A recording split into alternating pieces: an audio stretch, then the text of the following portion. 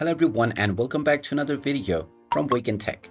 In this video, I'm going to show you how to sign up and create a new account on Imprint. So let's get started right away. First of all, open up the Imprint application on your device, and once you open it up, in order to create a new account, tap on the Get Started button. Then tap through the Continue button and you will be asked where you heard about this application.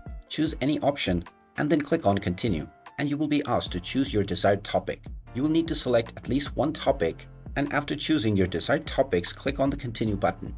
After answering various other questions, which will personalize the application based on your requirements, you will be allowed to set up your credentials. So just answer the questions that are asked, and you will also be given various introduction about the application. After setting up your goals and enabling notifications, you will be asked to choose at least one course.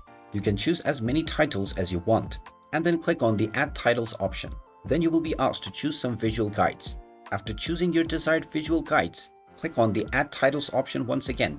And finally, you will be asked to choose Quick Reads.